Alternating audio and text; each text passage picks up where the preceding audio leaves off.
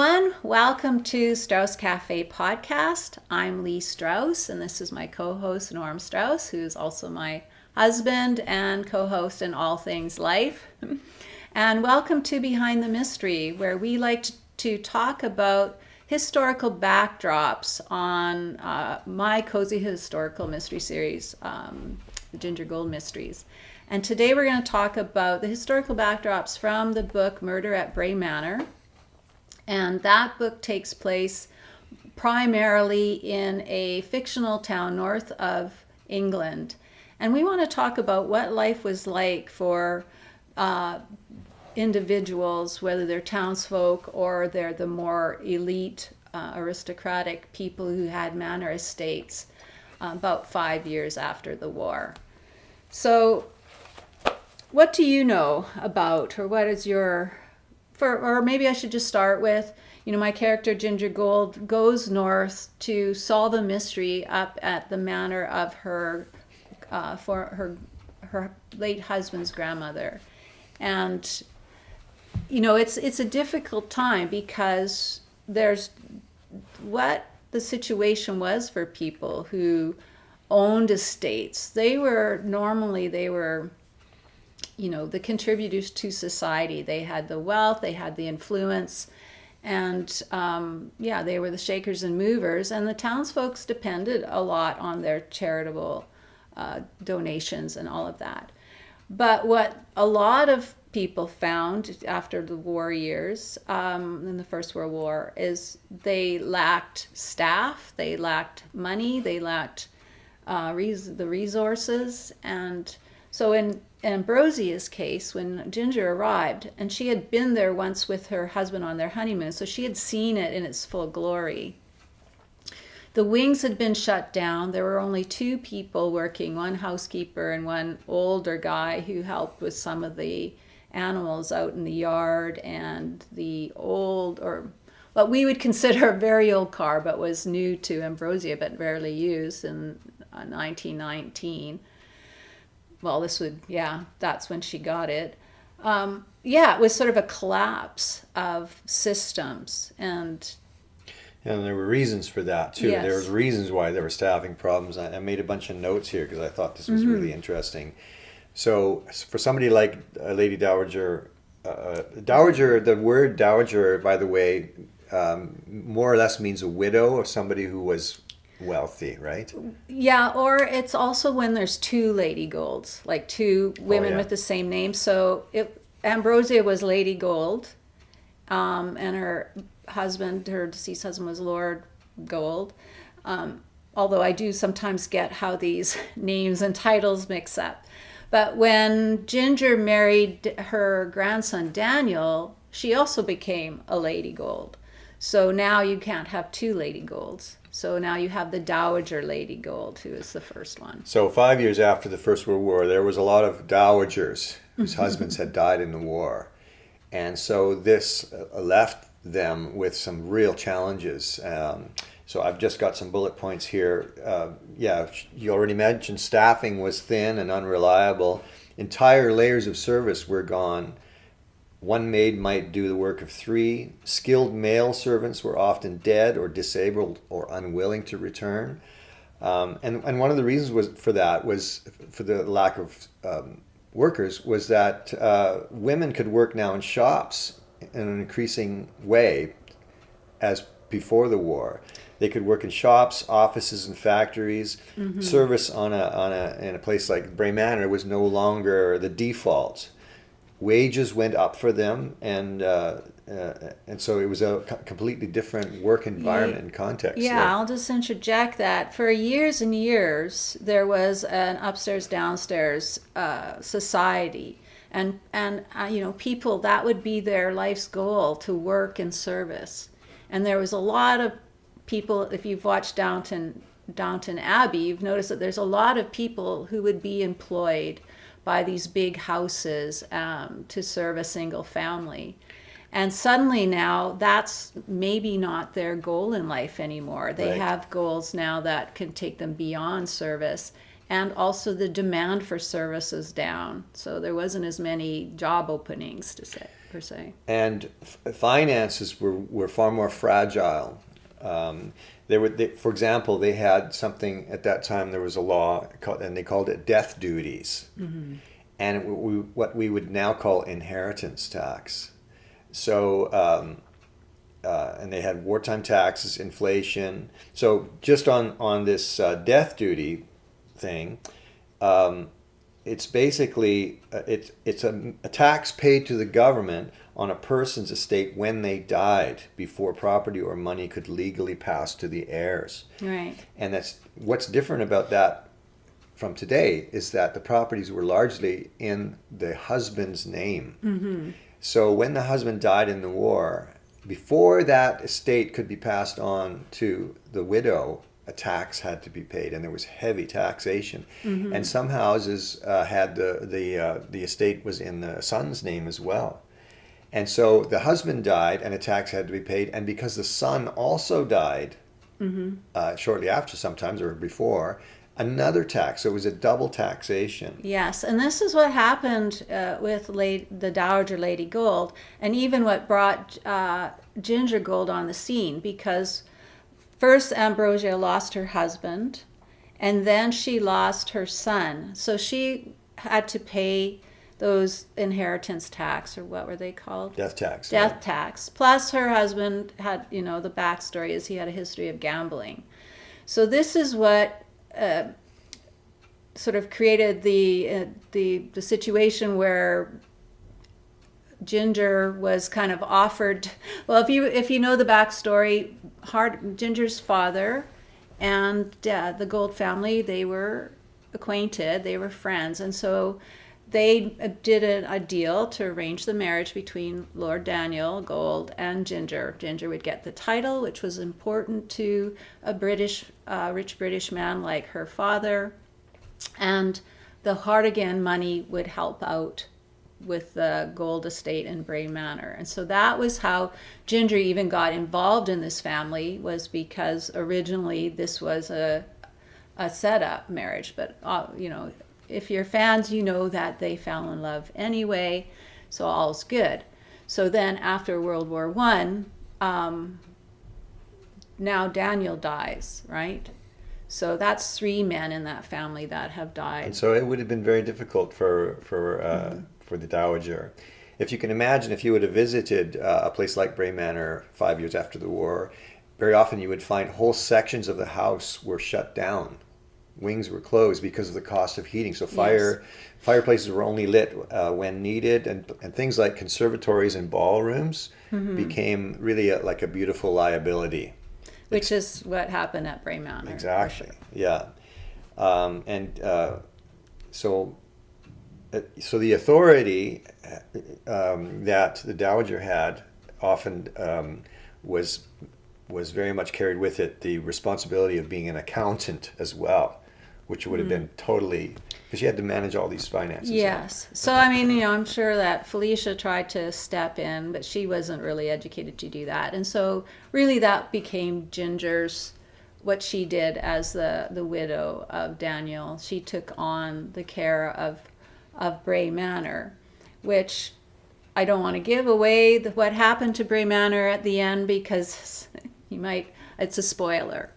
Yeah. But anyway, that was Ginger's position. And so when she went there in this murder in Bray Manor, she was kind of like trying to look at how to funnel in Hartigan money without draining all her own personal resources to take care of this manor. And like people in those days they had to shut down wings, reduce staff, all of that. And so that was the case. In our story, which we'll get to in another section we'll talk about, but in our story, there is a ballroom, and it was brought back into play just to raise money for soldiers in convalescence in this town. And so that was a common issue and problem also after the war, even 5 years after the war. But before we talk about that, we wanted to just talk about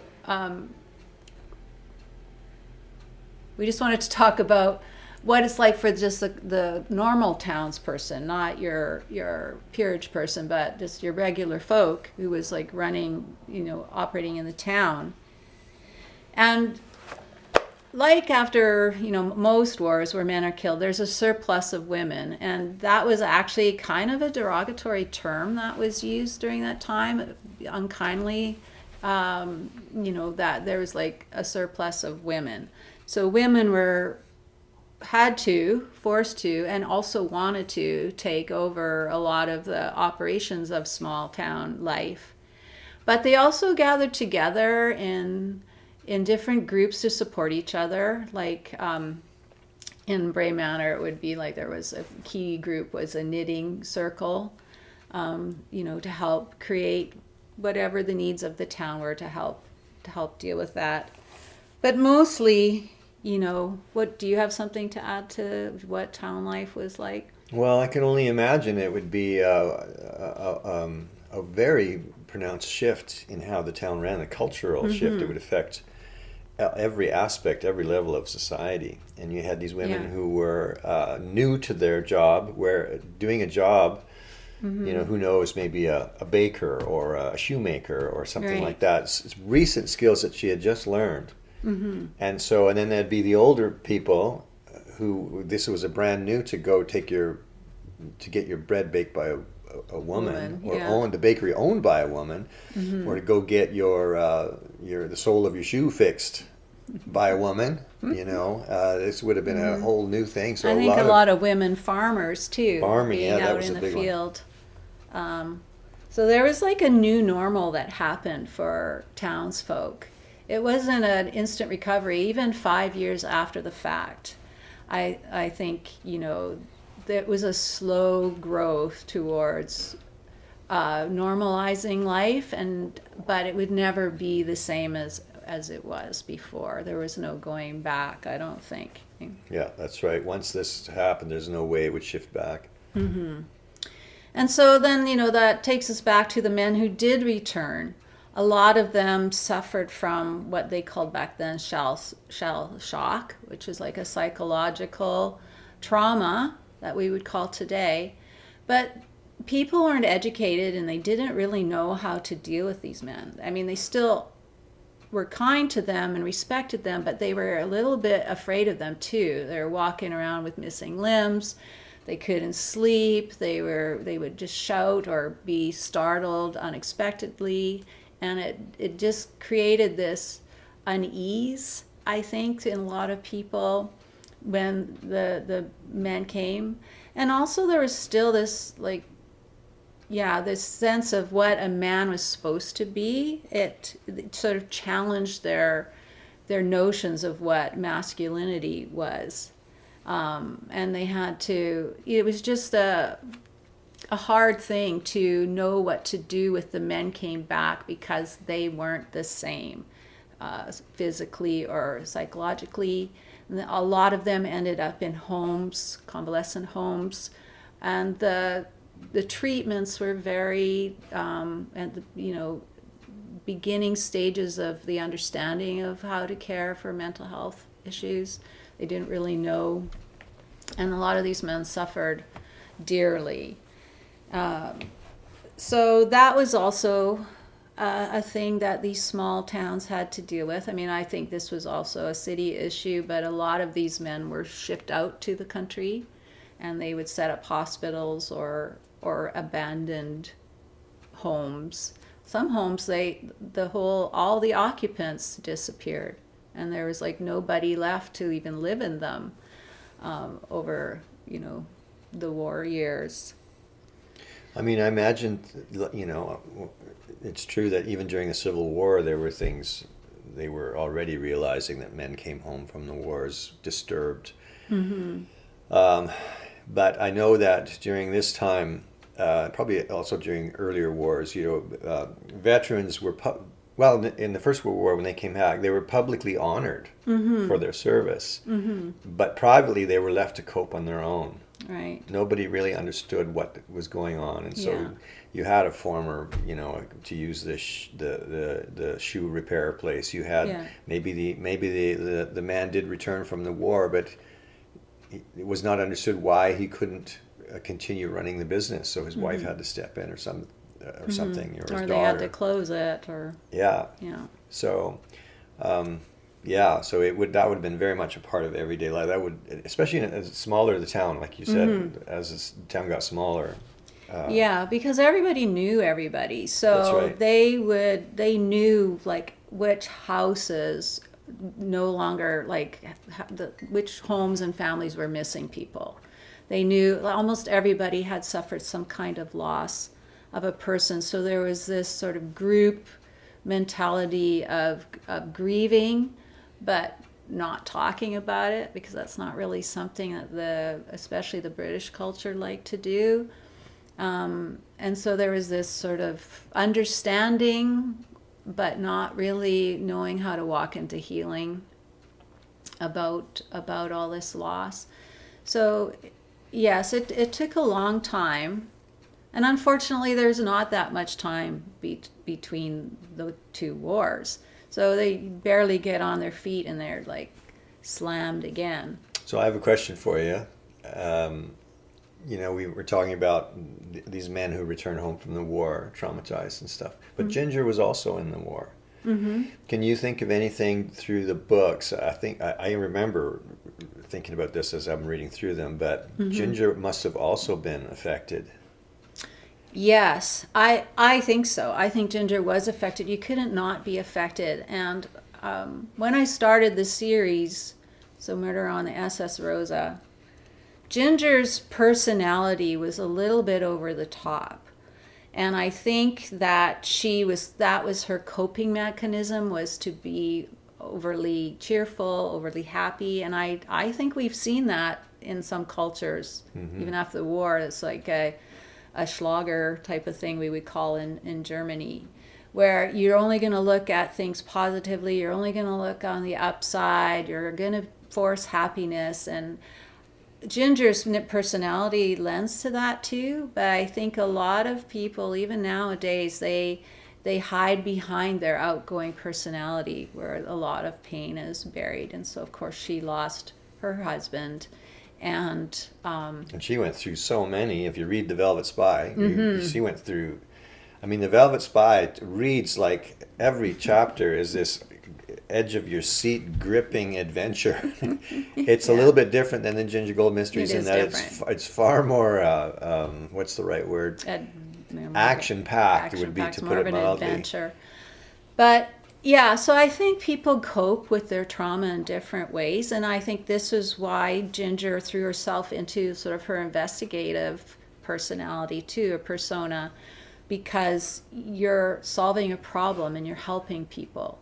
And it was a way to deal with, she just couldn't sit around now after the war years and what she experienced after the war years. Because she couldn't talk about any of it. Plus, she was, bound by the British Secret Service Act. So the only way she could kind of deal is to be busy. And obviously she kept herself busy. She got involved in many cases that belonged to the police department, Metro Police through Basel, but then she started her own investigative office. But in between that, she starts her dress shop because she's also a fan of fashion. And so she's just, I think that's how she coped, is by keeping busy and hiding behind a bubbly personality. Right. Yeah. Yeah. That's interesting. Yeah. So, Bray Manor takes place, the first 4 books take place in the year 1923. I generally, when I was writing, I would write in 4 books in the calendar year of the story. So there'd be 4 books in 1920. Well, actually, I think these went to 1924 because this first one started in the summer of 1923. So it was 1924, and there'd be 4 books. In 1925, there'd be 4 books, and that was sort of the pattern that I used. So this was 1923 or 24, but we're starting to hit the middle of the decade.